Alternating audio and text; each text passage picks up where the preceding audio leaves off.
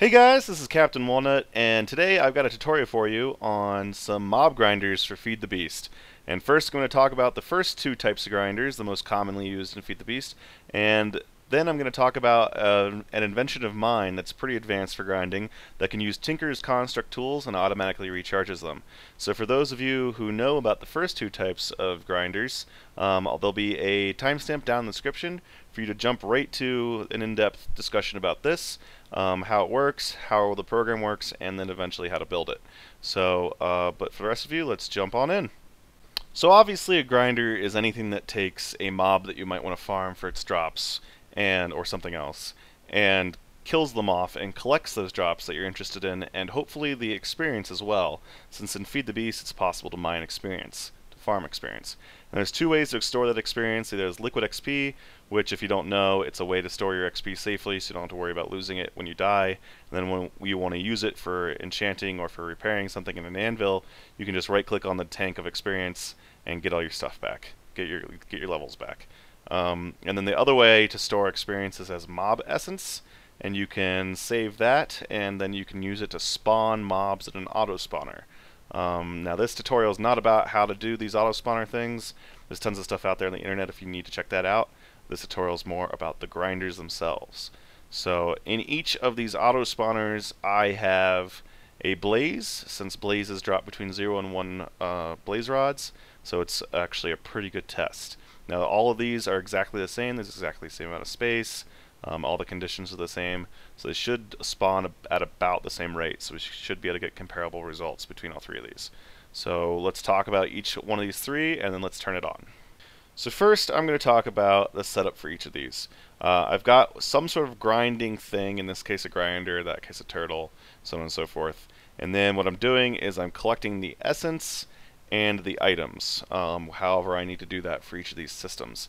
And then I'm putting the essence into a regular BuildCraft tank, and then I have a trash can to get rid of any extraneous drops like little red hearts or anything else that's added by other mobs.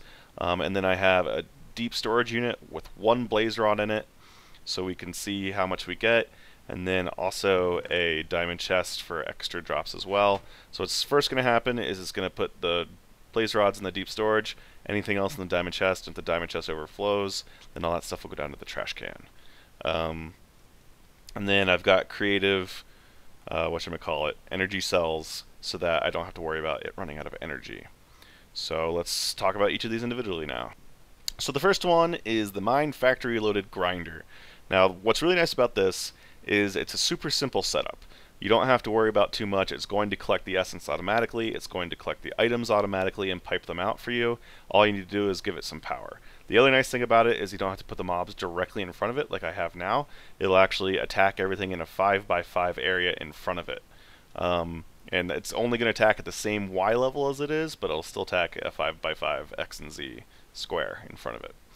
Now, the downsides to this are that it ignores a lot of certain mobs, so a lot of mobs added by other mods that you might want to farm, it will ignore those. And also other peaceful mobs, it'll ignore those too. Like, for instance, you might want to farm iron golems, but it will not attack those, sorry.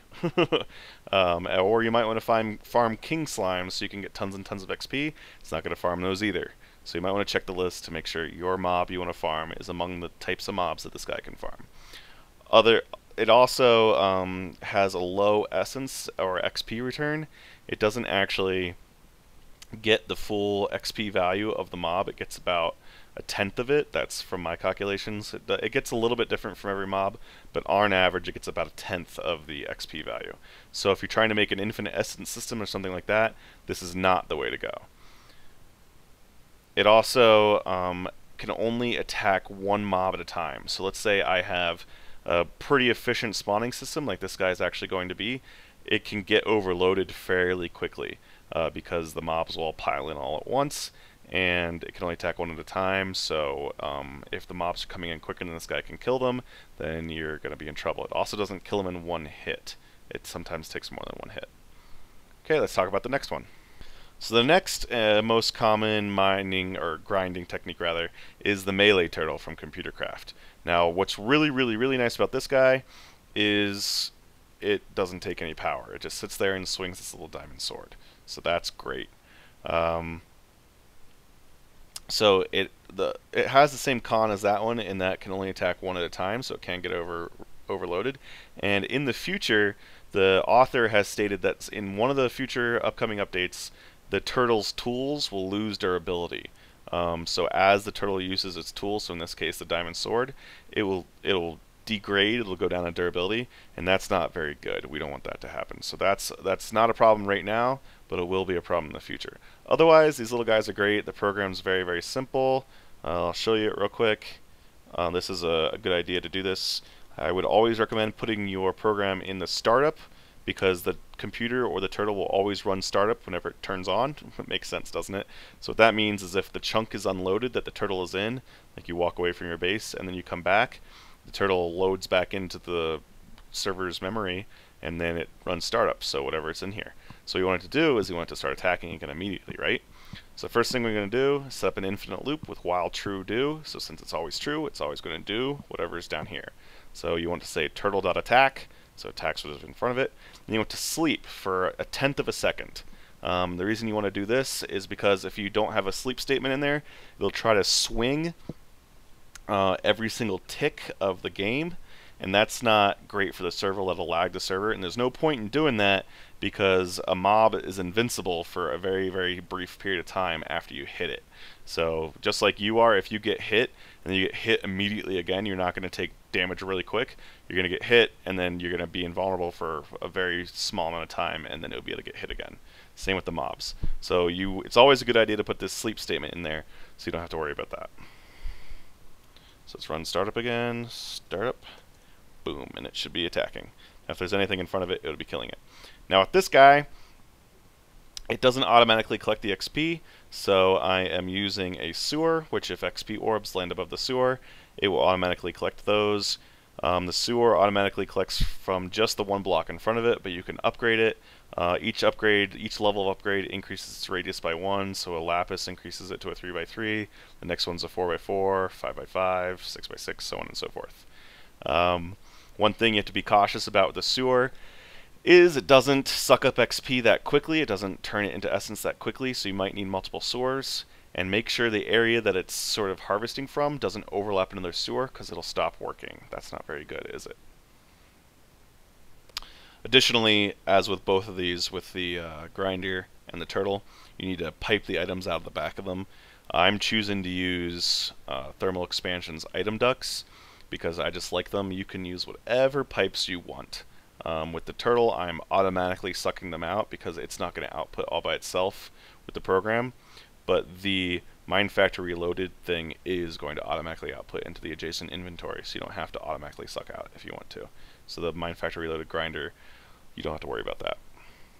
And last but not least is a setup that uses an autonomous activator with a tool placed inside of it.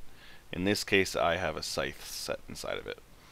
So this guy right here is a little invention of mine. I haven't seen anything else like it out there on the interwebs, so it combines some of the pros and the cons of the other two devices, but I personally like it because I think it gets the best of both worlds.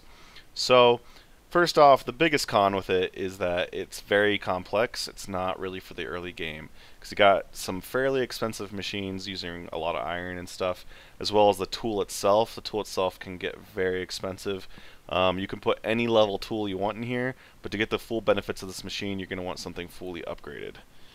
And so that means you're going to need a lot of quartz. You're going to need to go to the nether and get some cobalt, maybe some manilium even if you want that. So maybe a thaumium tool rod, anything like that. So lots of lapis to get this looting effect I have on here. Yeah. So let's get into how this thing works. Oh, before we do that actually, so like I said, it can use the tool effects, which is great. So let's go over those real quick, some of the most beneficial ones. The scythe, like I have in there, attacks in a 3x3x3 area, so 3 wide, 3 long, and 3 vertical, which is really great. So that has similar effects to the grinder, the MFR grinder over there, in that you can have an area of effect damage so you don't have to put the mobs perfectly in front of it. It can also have looting 3, which is really great for something like blazes, because the blazes need only drop between 0 and 1 blaze rods, and if you're trying to fuel your base off of something like blaze rods, or maybe if you're trying to fuel your base off the coal that a wither skeleton drops, then you're going to want as much as possible. So having a looting effect is pretty awesome. So you can put that looting effect on any weapon. A cleaver is great for beheading. So again, with those wither skeletons, if you have a cleaver on there, you could behead those mobs and get more head drops, which is pretty cool. And then any type of sword, so a cutlass, a sword, a broadsword, whatever, you can upgrade those high enough, including a cleaver, you can upgrade those high enough that they can actually kill almost any mob in one hit, which is pretty awesome. They can do, I've gotten swords with other attributes on them that can do 13 hearts of damage, which kills almost anything in one hit. You can get even higher than that if you want to. And also, if you know some fancy Tinker's Construct tricks, you can make it do even more damage. So a hint for that is, since your charged weapons will not lose tool durability, they'll just lose charged. You know that jagged effect, where the lower the tool durability is, the more damage it'll do. You could use your tool enough that the durability gets all the way down to 1, and then you could go add the charge to it, and it'll never lose tool durability again. So you get all the damage multiplier of having 1, hit point left on the tool, but you never have to worry about the tool breaking, which is great. So if you want to try to use that jagged effect, go right ahead. I'm not using it in this because I didn't even think of it until just now. Yeah, and then what happens is, so what we do is we have the tool in there, and there's a program that keeps track of it. So we have an indication of whether or not there's something in here. So the redstone signal is off because something is in there. It'll turn on when it gets sucked out. So basically what we're doing is the computer is using that to say, okay, it's turned off right now. That means there's something in there. It means I just received the tool from the charger, the energetic infuser. So I'm going to wait a period of time, and you can program that to be however you want. For this example, I have it set to 60 seconds, so a minute. And then it's going to say, okay, I've waited 60 seconds. That means that I've lost a little bit of charge. I'm going to go ahead and pump it out. So right here you see it doing that. It pumped it out. It came into the energetic infuser. Since it's not attacking any mobs, it didn't need to recharge. So the energetic infuser, as soon as it's done, it moves from this slot to this slot, and that means it shoves it right back into the autonomous activator, which is great. Again, I'll be showing you how to build all this in detail a little bit later in the video. Then once that happens, the redstone signal here turns back off again, and the computer says, okay, the redstone signal's off. That means I've just received the tool. I'm going to wait another 60 seconds. Hooray! Now, some of you might be thinking, couldn't you use a setup very similar to this to have a remote recharging station instead of the autonomous activator have an ender chest? And the answer is yes, you definitely could. And I will be releasing a video about that in a little bit. It's going to need a much more complex program, but otherwise you definitely can. So I don't need to go into the depths of the program right now. I just described it in general terms. So let's go and jump into the testing. Alright, to recap, I've got 3 different grinders set up, all the same size. Got some mob essence being fed in from a ton of drums, so I'm not worried about running out of it.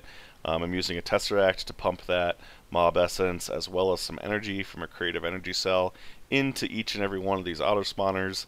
In the auto spawner, I have a blaze safari net, not set to spawn exact copy, and so it means it'll spawn relatively quickly. And then they'll all turn on at the same time as soon as I flick this one lever. So here we go. Boom.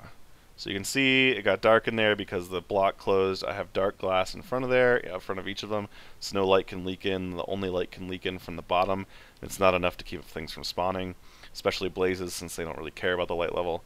So now you can see I've got tons of blazes spawning in each. They're all getting pushed to the middle using conveyor belts, and then they're falling down and getting killed by each individual grinder.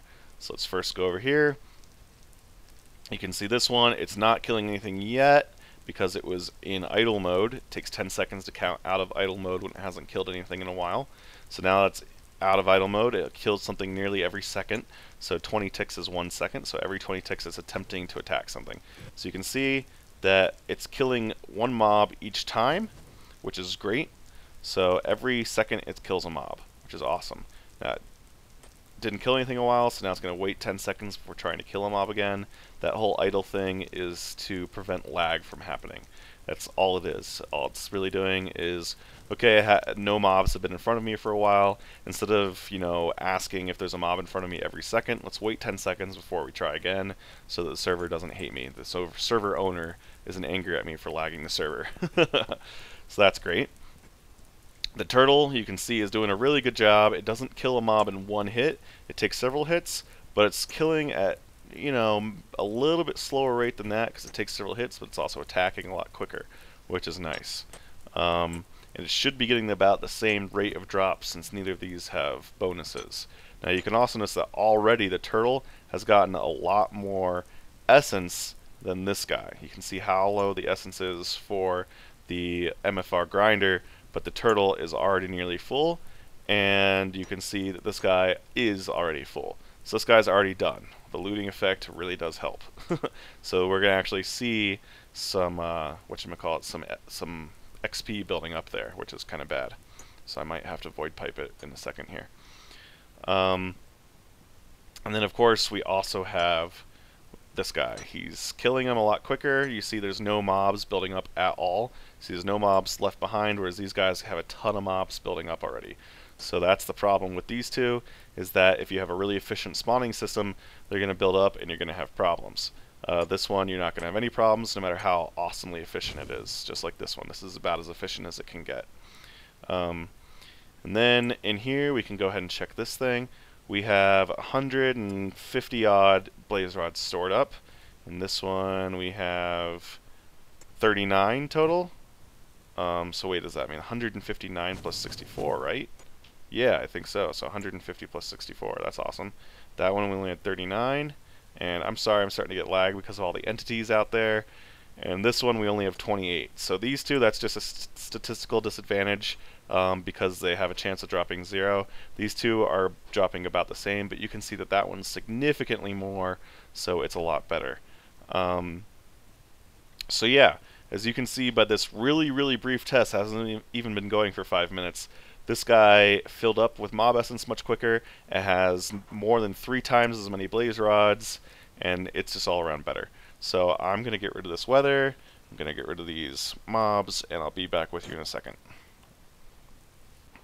Okie dokes, so now that we're done running the test, I just set the difficulty to peaceful and got rid of the ugly weather we had. We can see that here we have a completely full tank. We have, what is that, 316 plus 64, so brain go 380-ish. Blaze rods there, as well as 1 heart. Yay! The looting effect does not increase the drop rate of those, I don't think. I'm not 100% on that. No miniature red hearts here, and only 59. So wow, that's a big difference. That's what? That's a lot. I can't do math right now on the fly, but that's a lot. And only 28 here, just like we saw before. So again, this system, while more expensive and while a little bit more complex, and it doesn't use too much more energy than the grinder actually, because most of these tools are fairly efficient in the way that they use energy. Oh, I just stole it from me, and then it put it in here, stole it back. Okay, most of these tools are fairly efficient in the way they use energy, so you don't have to worry about this thing hogging too much more energy than that. It is going to use a little bit more, but not much. So yeah, let's go ahead and jump into how to build this guy and what the program actually is. And don't worry, I'll have a pastebin link for you guys, so you don't have to worry about coding all of it yourself. Alright guys, now it's time for the building part. So first I'll go over the materials we need, and then I'll actually build it. So the first thing you're going to need is a basic BuildCraft gate. And of course you probably know that you need to make that with, you know, the laser from BuildCraft and the assembly table from BuildCraft. First you tell it to use some redstone to make some redstone chipsets, and then when you have redstone chipsets, use those, use those to make the gates. And it's going to count up some time and make those, but of course you know how to make that. And then the next thing you need is any sort of BuildCraft item pipe. The two basic ones, the most basic, are wood and cobblestone. I just used a wood over there for my setup since it's the cheapest. You just need 2 wood and a glass, and you get 8 BuildCraft pipes out of it. And then 2 of any thermal expansion item ducts, either the opaque or the clear ones. The opaque is the cheaper recipe, tin, 2 tin and a lead to make some of those. Or this one, you need the hardened glass, which takes a little bit more. You need to use an induction smelter to get the hardened glass. Weather, go away! Weather, clear. Yeah, you need to use the induction smelter with some crushed obsidian, pulverized obsidian, to get hardened glass. So that's kind of a more expensive recipe. But I'm going to use these in my build just so you can see what's going on. Then you need a thermal expansion autonomous activator, which requires just a pneumatic servo, 2 tin, a chest, and a piston. We're going to be putting the tool inside there. And here's one of the more expensive ones, the energetic infuser from thermal expansion. This one requires a leadstone energy cell, which redstone conductance coil, which is electrum, which you get from making, there we go, gold and silver. It also requires, let's get back into that guy, also requires some copper, the leadstone energy cell, which is redstone and lead and glass. And then the machine frame, which is iron, glass, and a gold. 2 copper, the redstone reception coil, which I think we already saw, did we not? That's gold and redstone.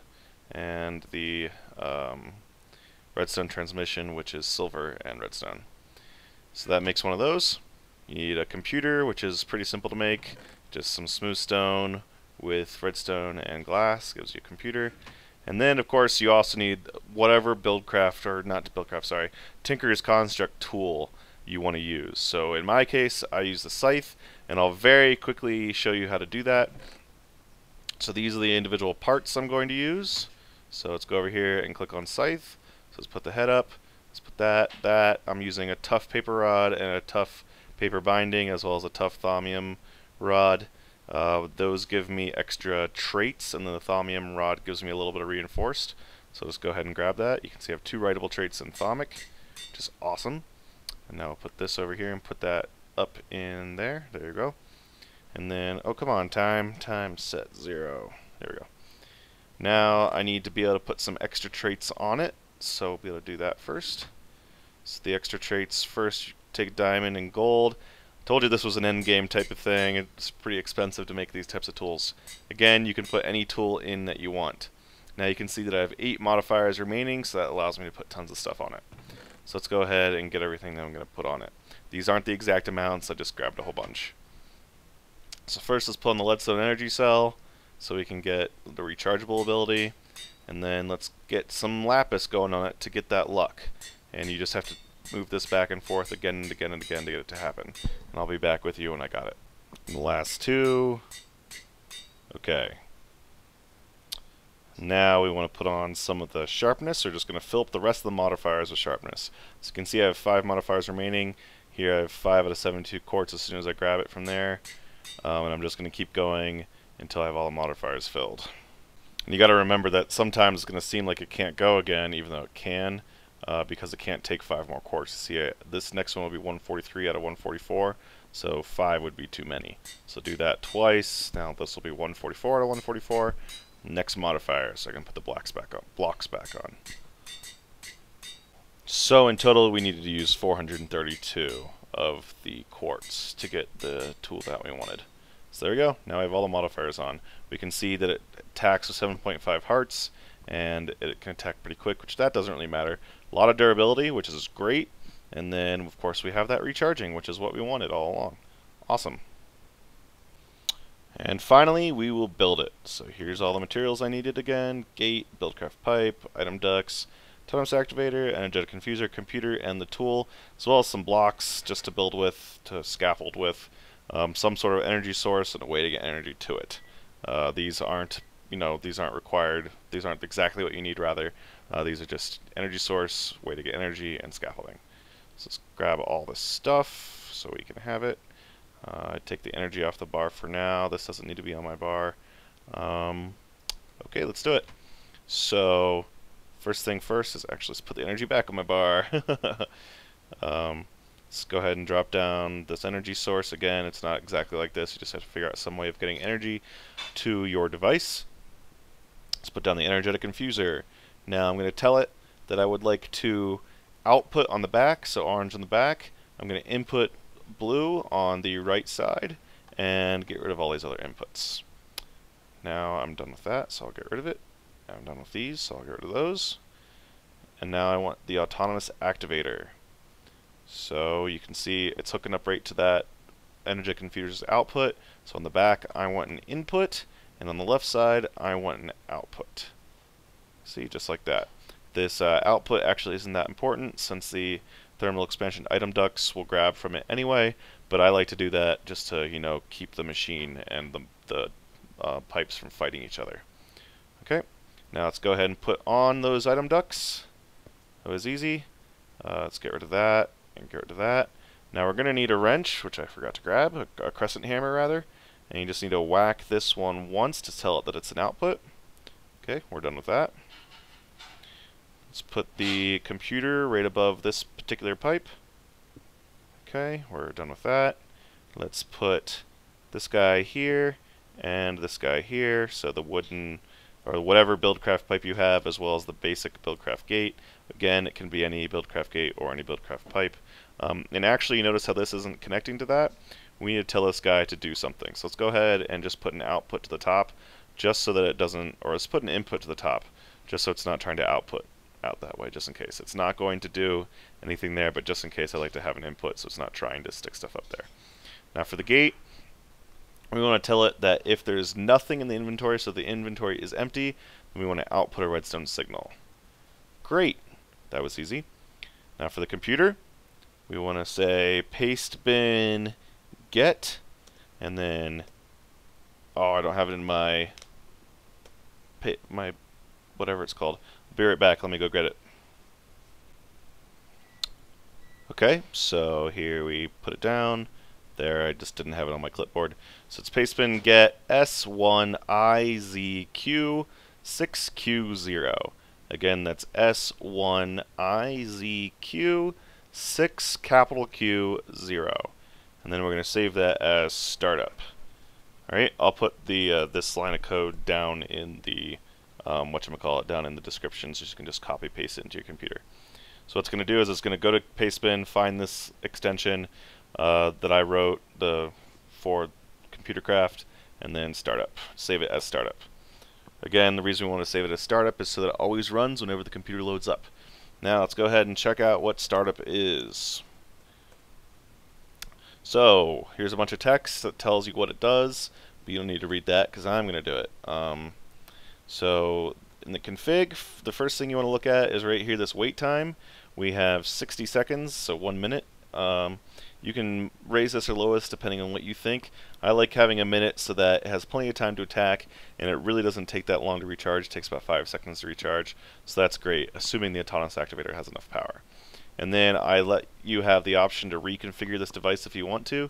You don't have to have the item ducts on the side or anything like that, and you don't have to have the computer configured the way it is. You're just going to tell it where it is. So the inventory indicator, so that little BuildCraft pipe guy, is on the left of the computer, and then the side that's sucking out the redstone signal I need to output to tell this thing to start sucking out items is on the bottom.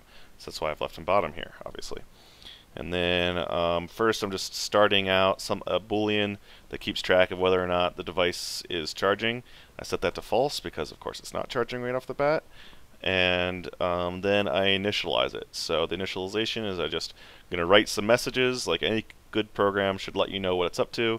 So first off, it's going to tell you that it's initializing. It's going to sleep for a little bit, and then it's going to ask, okay, is anything coming on the left side? Because if the computer program, if the BuildCraft pipe gate detects that the inventory is empty, that means that the tool must be over here, right? It'd actually help if I put it in there, huh? It means that the tool must be over here on in the energetic infuser. So I was curious why it's not going. Oh, right. Also, two things I forgot to tell you is this needs to be ignored, and this needs to be set to low. Awesome. Okay. So yeah, so basically it's going to ask on the left side, I'm going to save the state, so true or false if it's charging. into the variable charging, just like up here. And then I have rs.getInput, so the redstone, that's just a short for redstone, .getInput, and I'm asking the left side in this case, because up there I defined it as the left side. And then if it's not charging, you know, that makes sense, then do stuff. So if something is in the inventory, I'm going to assume right off the bat that it needs a little bit of charge, just because this is the first time I'm running through it. So I'm going to turn on the sucker. I'm going to tell it the tool to go out of the inventory and go get charged. I'm going to say that it is now charging.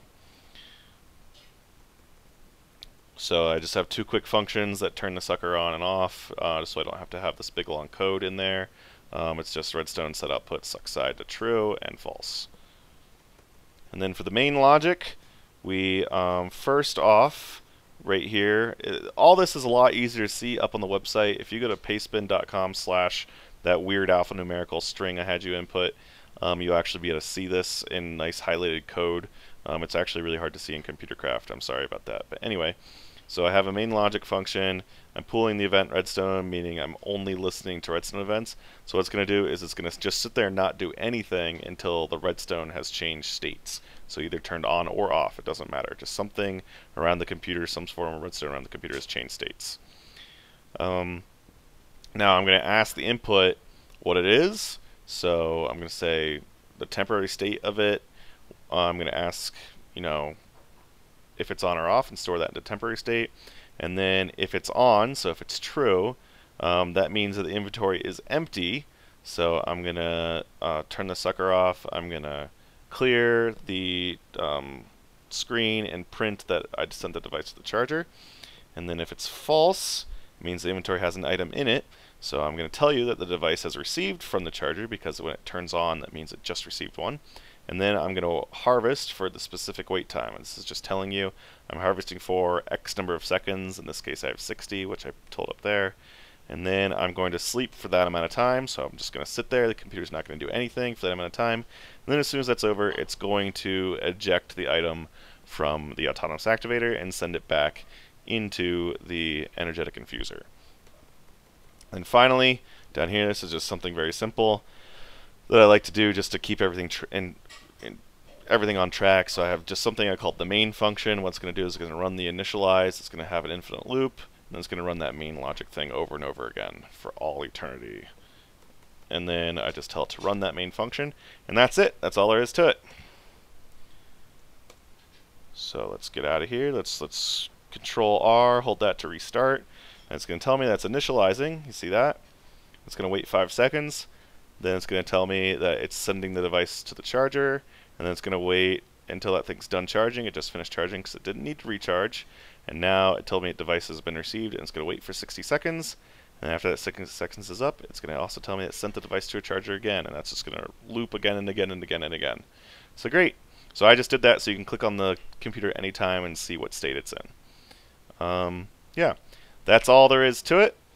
I just want to make sure that you guys caught that the energetic infuser, the redstone state, needs to be ignored, and the autonomous activator, the redstone state, needs to be set to low. Great. Well, that's all there is to this machine. Again, this device can be used for a remote charging station if you used an ender chest instead of the autonomous activator. I will be posting a video on that because the code needs to be changed significantly because of certain special conditions that have to do with ender chests and the way that you use them. So yeah, I'll be posting a video for that very soon. Otherwise, thank you guys very much for watching, and I'll catch you next time. Bye-bye.